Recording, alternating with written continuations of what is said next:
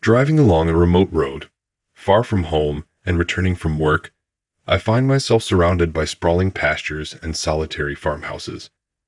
It's late at night, the darkness pierced only by the pale moonlight. I drive swiftly, yet cautiously, battling fatigue from a long day's work.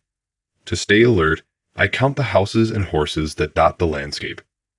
In the distance, shadows flicker, resembling figures that vanish as quickly as they appear. Tiredness plays tricks on my mind, conjuring illusions amidst the abandoned houses scattered like discarded toys by the wind. The irregular layout of these dwellings contrasts sharply with the ordered grids of urban areas, creating an otherworldly tableau under the moon's intermittent glow. Returning my attention to the road, I glimpse a lone figure in the distance, barely discernible amidst the pastel hues of the night. It strikes me as odd. There should be no one out here at this hour. I strain to make out more details, but the shifting clouds obscure my view, plunging me back into darkness before I can ascertain anything concrete. Shrugging it off, I remind myself it's none of my concern what locals do on a Thursday night in these rural parts. The moonlight waxes and wanes, casting an eerie rhythm over the landscape.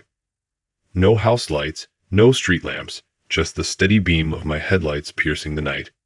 The road remains deserted, leaving me to ponder whether I'm truly alone out here. Midnight approaches, and the city feels light years away. Suddenly, a figure emerges in the headlights ahead.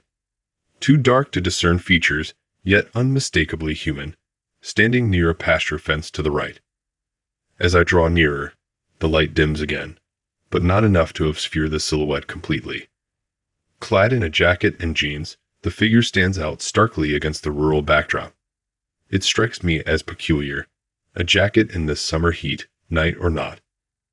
I lean closer to catch a better glimpse, but the moonlight seems to conspire against me, plunging the world into blackness once more.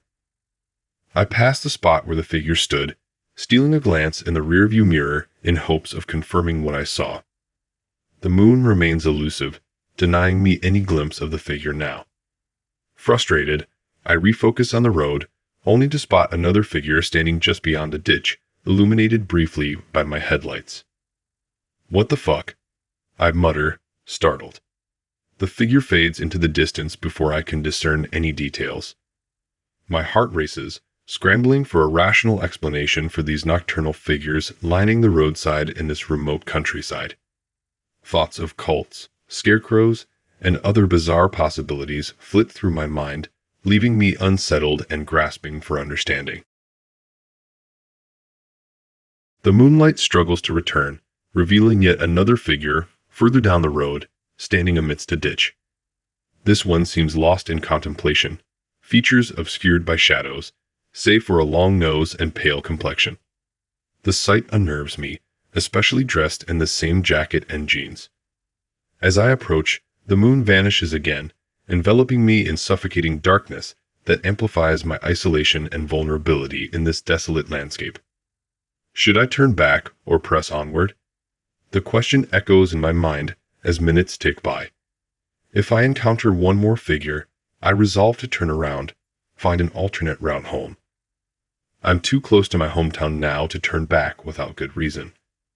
No one has menaced me, and in my car, I feel shielded from whatever strangeness haunts these roads.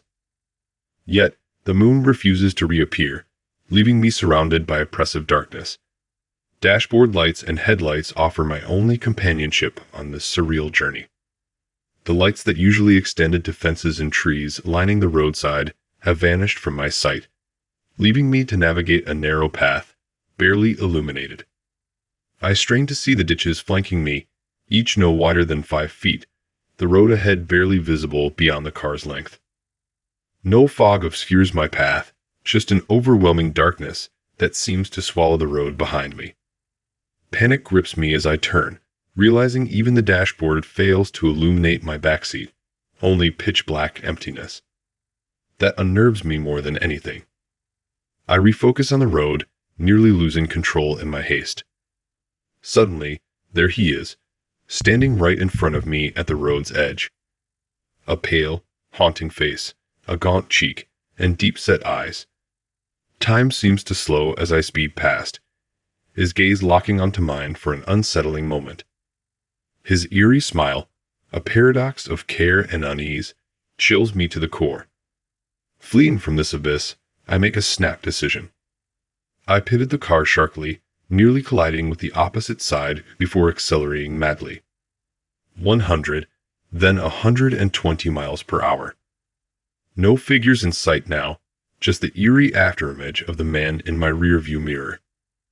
Instead of another eerie figure, a small child in a yellow raincoat steps into my path. I swerve reflexively, then see another figure, a man in the opposite lane, his skeletal face and disheveled clothes sending a shiver down my spine. I swerve again, zigzagging wildly down the road, heart pounding, mind racing, until an arm encircles me from behind. Now I stand in a snow-covered field surrounded by impenetrable darkness. The cold bites deep, houses scattered like wind-blown brush. The moon remains hidden, leaving me paralyzed with panic, unable to move or breathe. I choke on fear, desperate for escape as the distant rumble of an engine echoes in the night.